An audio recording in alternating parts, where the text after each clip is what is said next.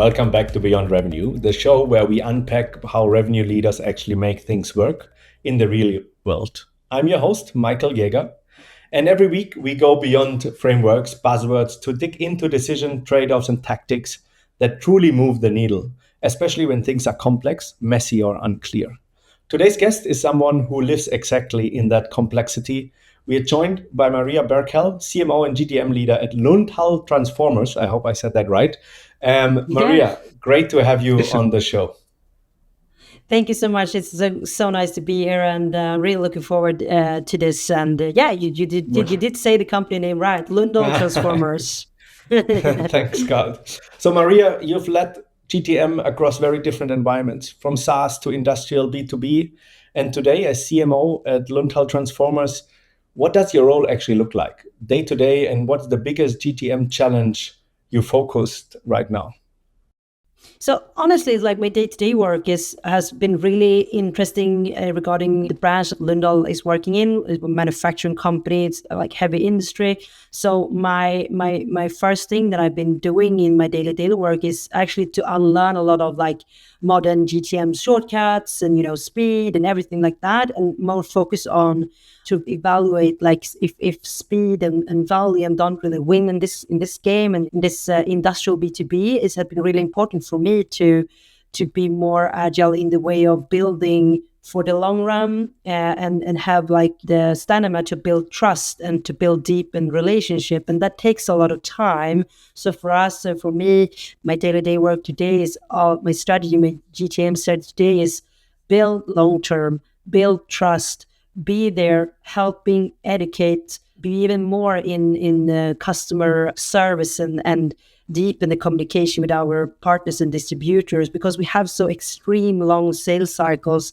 So it's many people is involved and committed in the buying process as well. So for me, the GTM strategy has become less focused on leads, speed, and short revenue, and thinking more of the long-term growth and revenue in 2 or 3 years time, and be there and to really it's more like a shared understanding and execution over time. I think that's the focus and my day-to-day. I mean, I'm one person as well. We of course working with some of the bureaus as well, but it's a lot on my plate, and we need to really be focused on what actually give us super focused on what actually works for us. Fair enough. Super interesting. And I think that perfectly matches what we want to talk about, right? More the long-term impact and how you can build long-term companies despite the fast short-term impact. But what's one GTM belief that you had early in your career that completely changed your mind about over time?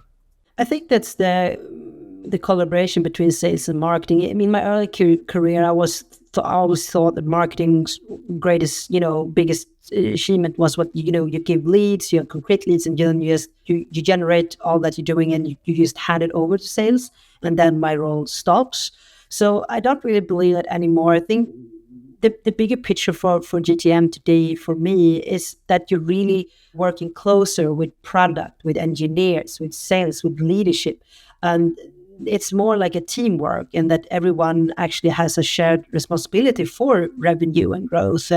And the more you understand one another's roles and day-to-day work, the more you can actually change in a positive way. So for us, it's been very important to reorganize internally to make sure that these collaboration internal actually works for the best, so that we in the long term can grow more. And I totally agree, as you know, right? I believe in integrated, holistic GTM where departments are just roles along the journey. So I think there we in total agreement. But what, in your opinion, what is something that people completely underestimate constantly in complex B2B environments about marketing?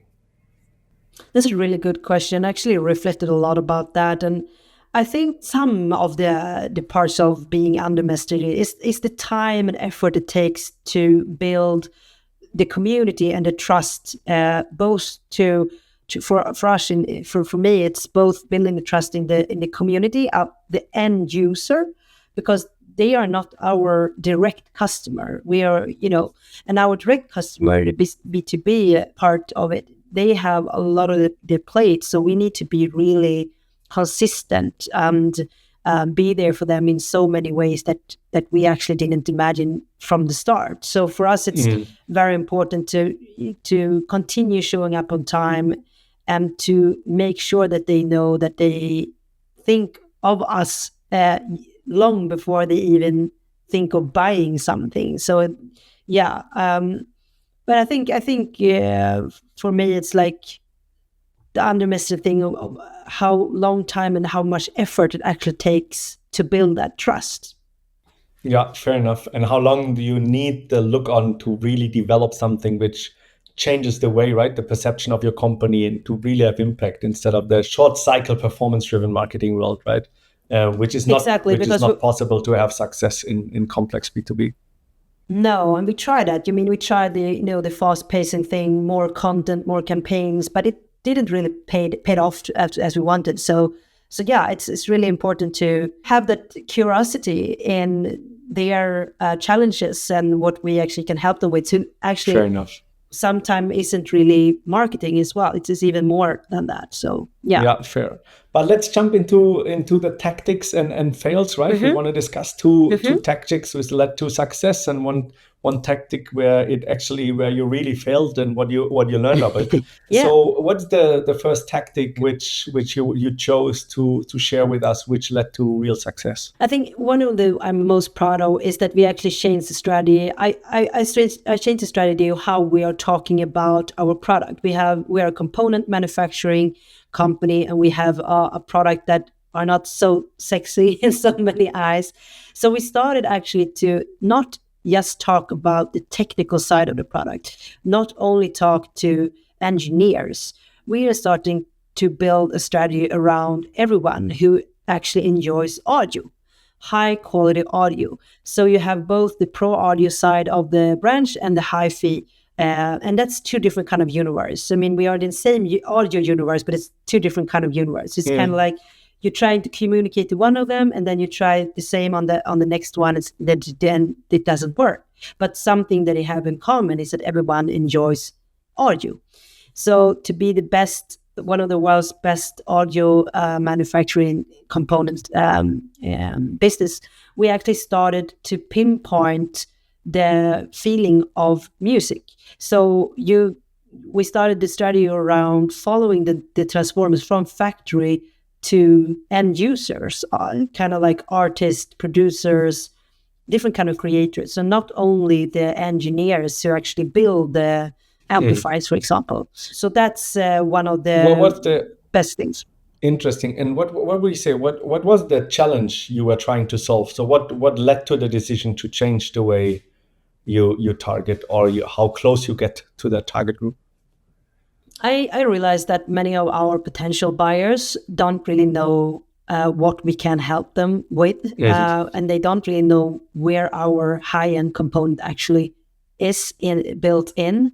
So we needed to solve a problem more around knowledge, to educate the audio brands of what we actually bring to the table, not only the engineer knowledge about the products and the technical side of it, but also educate the whole brands. Where can you actually find us? Which high-level brands does actually use our component in their end products, and what kind of artist actually sings with a microphone with a Lundahl Transformers in it.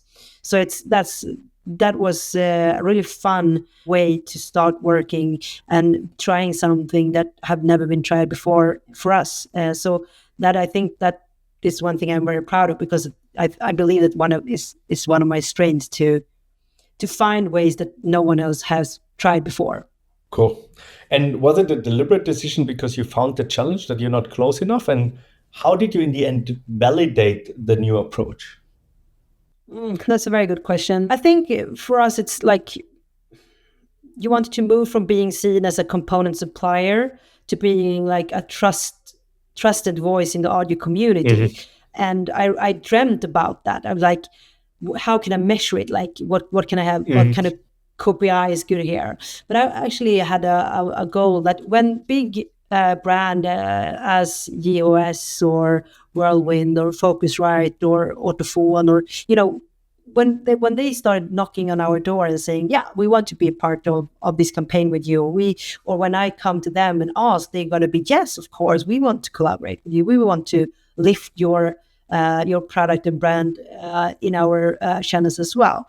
That is when we really have hit the target. And now, actually 3 years in, now we are there. So now I'm very, very proud of the new collaborations that we actually can show. So that's Nice. Amazing. Cool. Congrats on that success. Let's move on to the next. Yeah, because it's not so trivial, yeah? And especially on such a long time frame as well. Yeah, to keep doing it. Yeah, so that's cool. But let's move to the next tactic. Yeah, what was another lever or a second tactic that really worked for you? Sales. For us, we have a big flaw earlier in sales and knowledge internally in the organization around sales strategy. So that was something we really needed to work on, and that has been a huge work internally. And what was the challenge or the friction you were facing before introducing the new approach?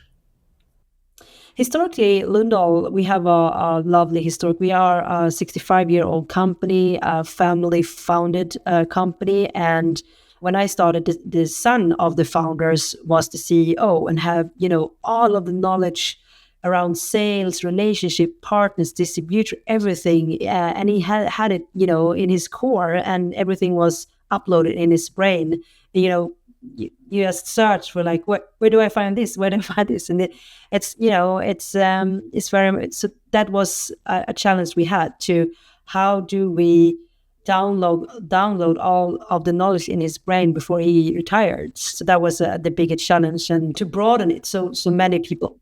Fair. And what did you change in detail? So what was the real approach and what led to success?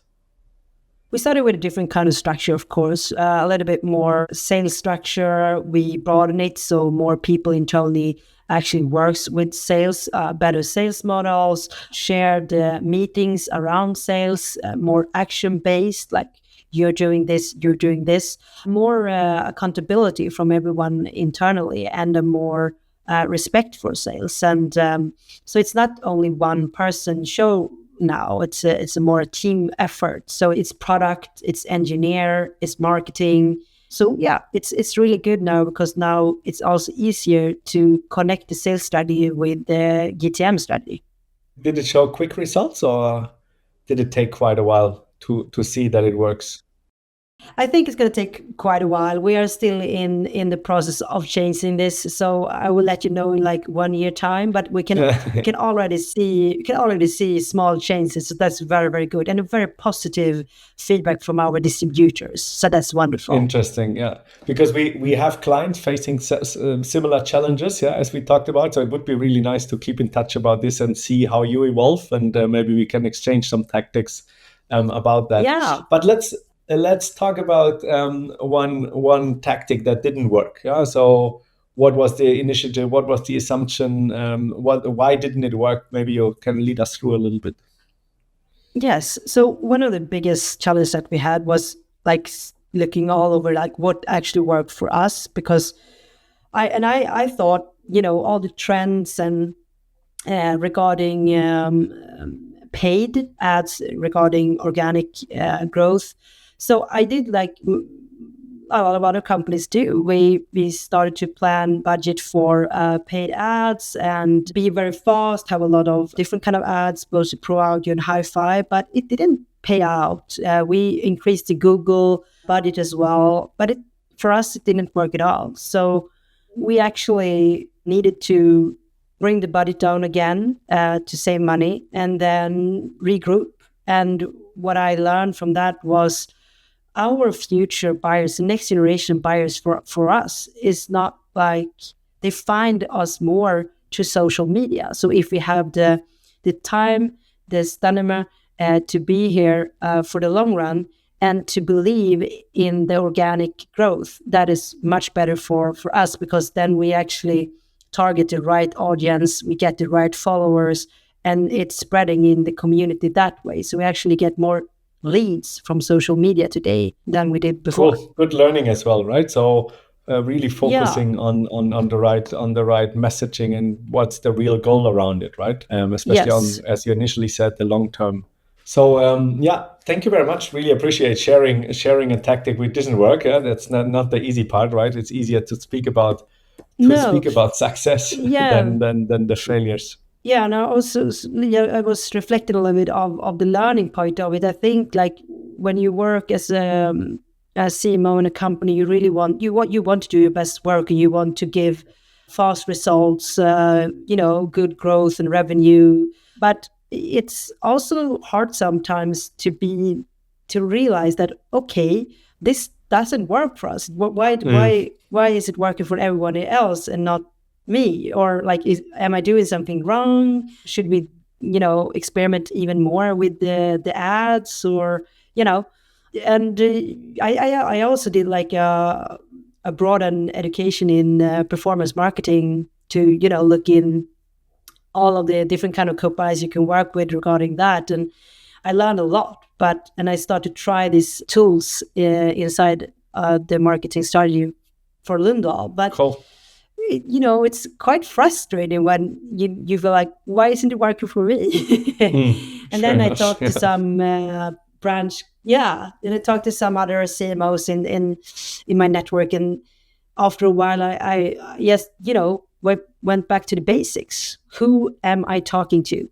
Who is who is buying from us? What kind of different segments do we actually have, and what are their needs from us? So nice. Go back to the basics and try to do it again. Sure. So to wrap this up, let me reflect a little bit on the key takeaways on this. I think on the first tactic, instead of talking about, rather talk to your audience in detail, understand their needs, speak with them, and learn a lot from them, right? I think you said when we started speaking with them, we realized how little they know us. We realized a lot of things they actually need and could adapt your entire approach. Yes. I think the second part, and I think that's really interesting for all the transformation project, is how do you structure your go-to-market when it's very dependent on an owner, CEO, or person who is long-term who has a lot of knowledge about more or less every topic around it. Is structure the content in detail, put real focus on the individual topics, focus a lot on enablement in order to achieve a crucial shift, or enable an organization to really become a scalable organization, not depending on too little number of people. And I think the third learning, if I reflected correctly, is trust is the key word in complex B2B environments. Not about total number of reach or performance, more how can you really cater to the people you're actually targeting to or buying from you, and how can you build a strategy, or how can you perform on a strategy which builds long-term trust and has a long-term impact, if I summarize that correctly. So Maria, there was anything to add from your side here, or did I miss anything? No, I think you summed up really good. And, just to be brave enough in different kind of roles to actually see what actually works for you, and, never stop trying different kind of ways to reach that revenue that the company needs. Yeah, sure. So Maria, thank you very much. That was incredibly grounded and honest. Thanks for sharing not just what worked, but what didn't, and how you think to optimize it. But before we close the round, where should people go if they want to follow you or thinking or learn about you from work? Is it LinkedIn, or what's the best way to contact you? Yeah, LinkedIn is an amazing platform to contact me, so it would be really lovely. Nice. We will share it in the notes. And that brings us to the end of today's episode of Beyond Revenue. Huge thanks to Maria Berghäll for joining us, and to you for spending time with us. If this episode sparked new thinking, share it with a GTM leader who is navigating complexity right now. And if you haven't yet, a quick review goes a long way. So we'll be back next Friday with more real-world revenue stories, practical, honest, fluffy, free. So I'm Michael Jäger. See you next time.